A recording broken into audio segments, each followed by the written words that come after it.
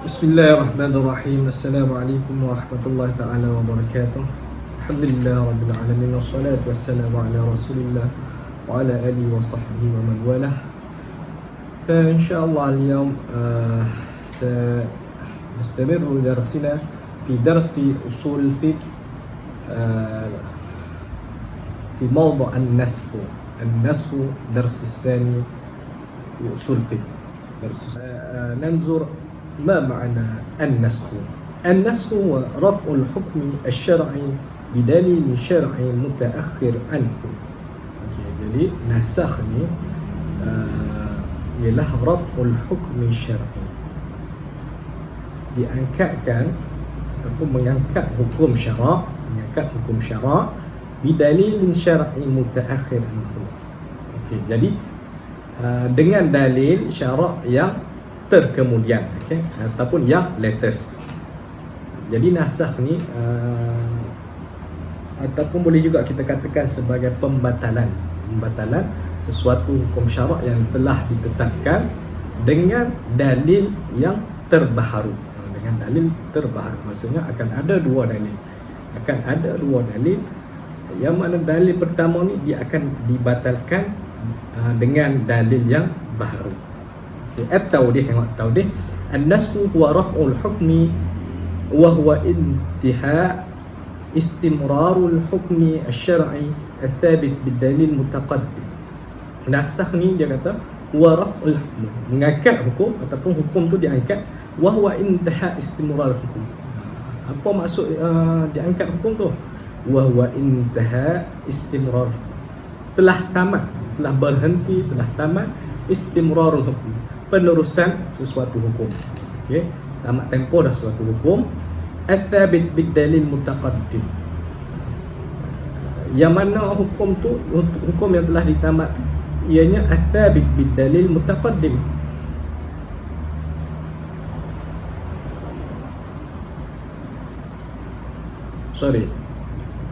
Telah tamat penerusan sesuatu hukum, iaitu hukum syarak yang thabit, yang telah nyata bid-dalil mutaqaddim, dengan satu dalil yang terbaharu. Wa hadzal intihai yakunu bid-dalil mutaakhir. Okey, wa huwa intihai istimrar hukm syar'i al-thabit bid-dalil al-mutaqaddim.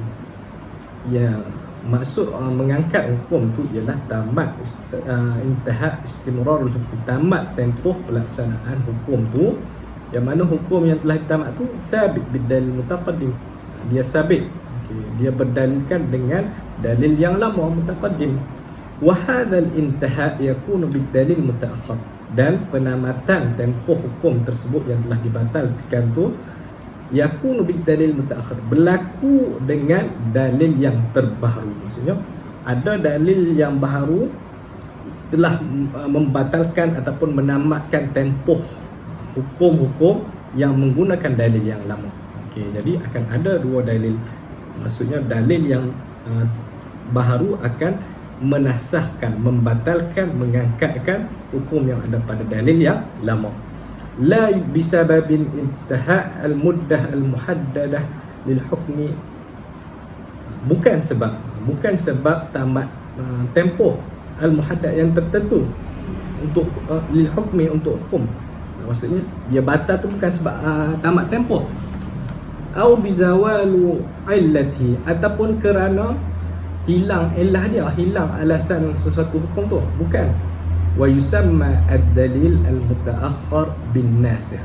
Okey, maka dinamakan dalil yang terkini, yang terbaharu tu sebagai an-nasikh. Nasikh ala wazni fa'il, maka itu adalah yang menasahkan. Wad dalil mutaqaddim bil mansukh, dan dinamakan juga dalil yang mutaqaddim, yang lama tu sebagai al-mansukh ala wazni maf'ul, maksudnya dinasahkan. Okey, kalau nasikh yang menasahkan, yang buat kerja tu. Kalau mansukh yang dibuat, yang dinasahkan. Wa hadha ar-raf'u bin naskhi, dan ar-raf'u pembatalan ataupun diangkat tu bin nasakh, dengan kaedah nasakh. Okey, thumma nanzur ila anwa'un nasakh. Okey, jenis-jenis nasakh. Yang pertama ada nasakh Quran bil Quran, nasakh bil Al-Quran bil Quran. Maksudnya dah dua-dua dalil, apa, dalil yang lama pun guna Al-Quran, dalil yang baru pun guna Al-Quran. Apa ulama kata? Apa? Ittafaqal madhahibil arba'ah, ittafaqa al madhahibul arba'atu ala jawazi hadzal naw'i minan nasakh. Telah sepakat ulama empat mazhab sepakat atas apa? Ala jawazi hadzal naw' minan nasakh, harus berlaku nasakh jenis ini. Jenis mana? Nasakh Al-Quran dengan Al-Quran. Okey, tengok contoh. Nasakh al-wasiyyatu lil walidain wal aqrabin bil mirath. Okey, nasakh wasiat kepada kedua ibu bapa, wal aqrabin, dan waris-waris terdekat, bil mirath, dengan kaedah mirath. Okey, jadi bawah tu dia tulis an-nasikh. Jadi ingat, an-nasikh yang menasahkan ataupun dalil yang terbaharu. Dalil yang terbaharu apa? Ba'da a'udzubillahi minasyaitonir rajim, yusikumullahu fi auladikum lidzakari mithlu hadzil unthayain. Shadaqallahul azim, surah An-Nisa. Okey, jadi ayat ni adalah ayat yang menasahkan ayat yang lama. Yang mana? Al-mansukh bawah tu.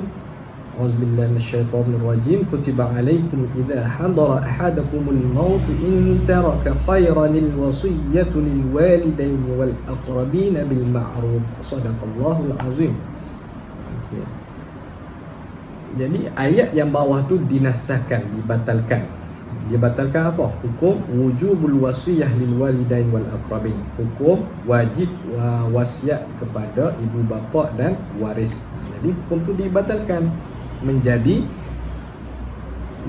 apa? Hukum yang atas tu. Lil walidain wal aqrabin nasibun min at-tarkah bi tariqati al-mirath.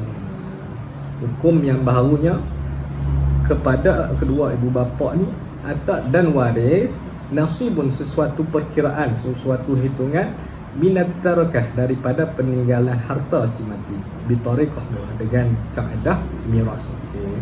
Jadi jelaslah sini kaedah wasiyah ni dia dibatalkan oleh kaedah miras. Itu jenis pertama. Nau'uthani ya nasxu sunnah bis sunnah. Tadi Quran dengan Quran. Nau'uthani ya nasxu as-sunnah bis sunnah. Dua-dua guna hadis. Yang lama guna hadis, yang baru pun guna hadis. Ittafaqal madhahibul arba'atu ala jawazi hadha an-naw' min an-nasx.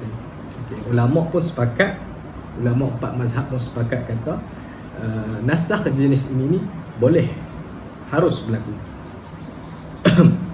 Kita tengok contoh dia bagi nasxu jawabus salam bil isyarah. Nasakh jawab salam dengan isyarat.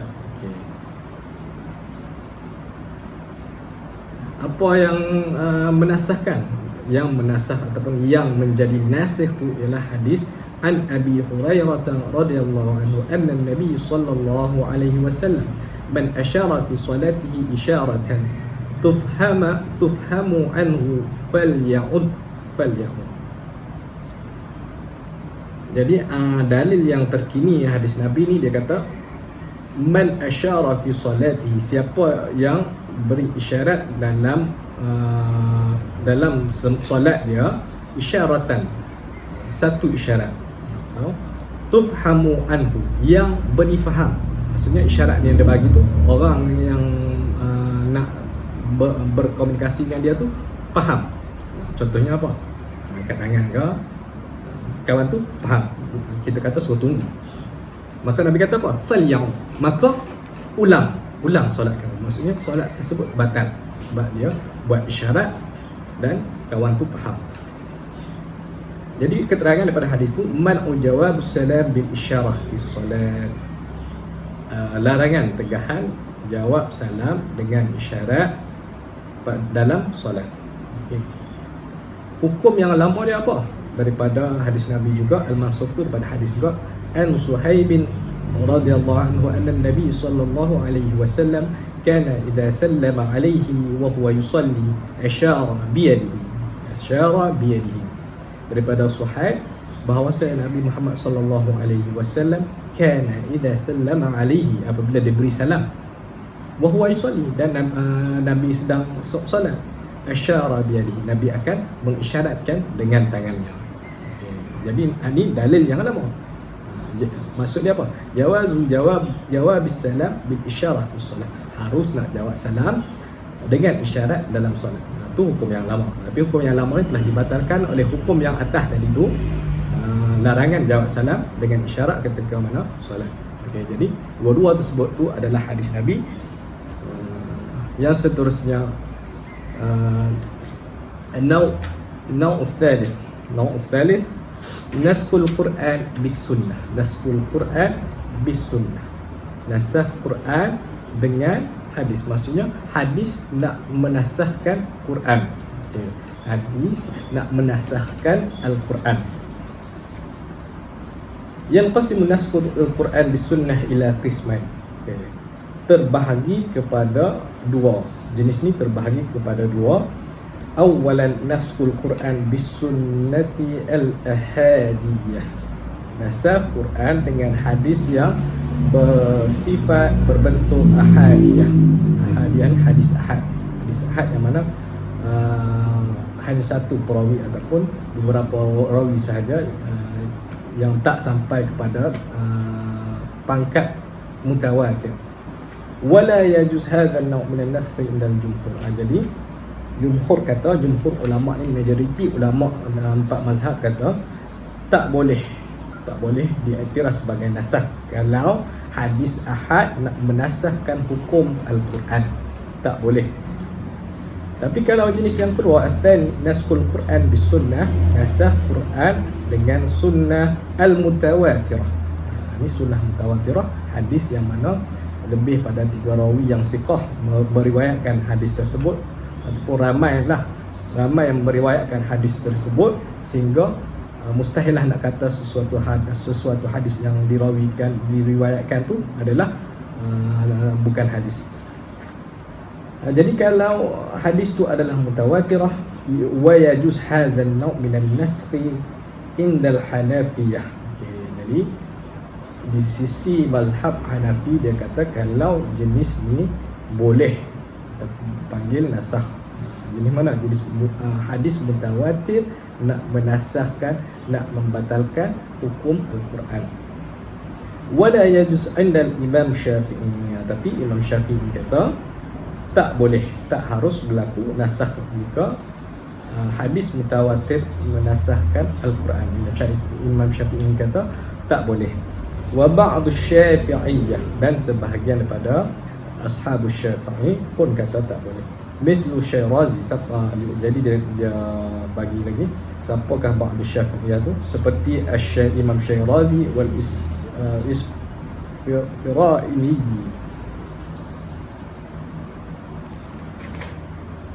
Okey, kita tengok contoh dia. Apa contoh nasakh hadis dengan Quran?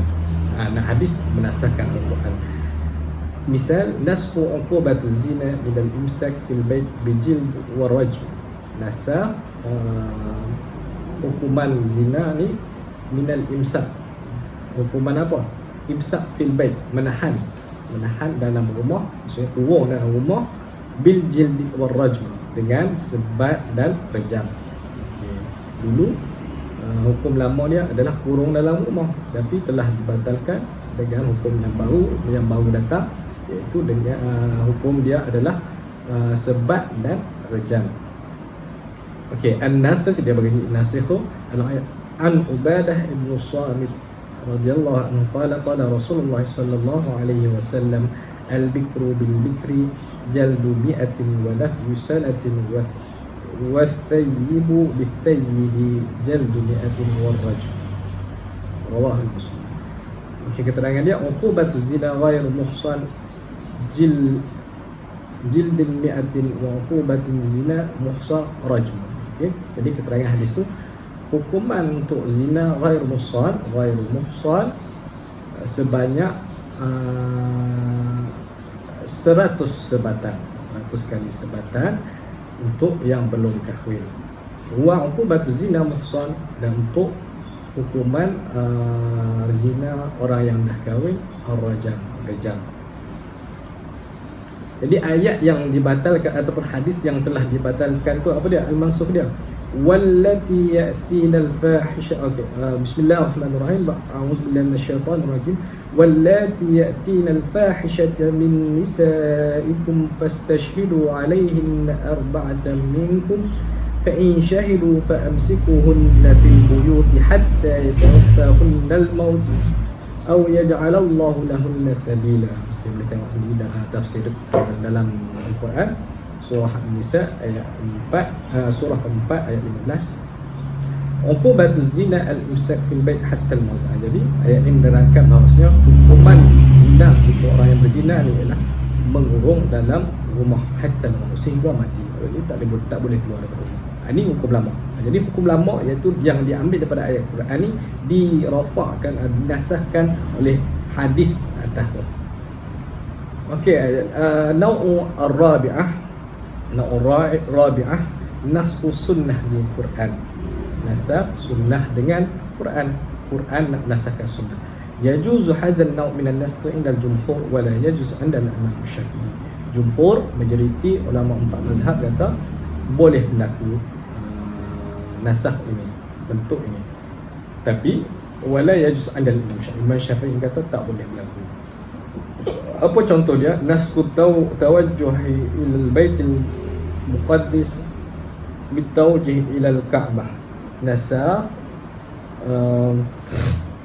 menghadap ke Baitul Maqdis, kiblat ke Baitul Maqdis, bitawajjuh ilal Ka'bah, kepada menghadap ke Ka'bah. Jadi dulu kiblat kita adalah Baitul Maqdis. Kemudian ayat Quran yang hadis Nabi yang kita ambil hukum bahawasanya kiblat kita Baitul Maqdis tu dinasahkan oleh ayat Quran. A'udzubillahi minasyaitonir rajim. Bismillahirrahmanirrahim. Wa min haitsu kharajta fawalli wajhaka syatral masjidil haram wa innahu lal haqqu min rabbik wa wallahu bighafilin amma ta'malun. Sadaqallahul azim. Ayat ni merupakan nasikh, yang menasahkan, yang membatalkan al-mansukh di bawah tu, iaitu daripada hadis an Anas radhiyallahu anhu anna Rasulullah sallallahu alaihi wasallam kana yusalli nahwan Baitul Maqdis. Sebenarnya Nabi ini bersolat menghadap kepada Baitul Maqdis. Jadi hadis ni telah dinasahkan oleh ayat Quran yang atas tu, at-tawajjuh ilal Ka'bah bis solat, iaitu arahan untuk menghadap ke Ka'bah ketika solat. Jadi dalam masalah ni Quran menasahkan hadis. Jadi hukum yang lama tu berdalilkan hadis, hukum yang baru ni berdalilkan Quran.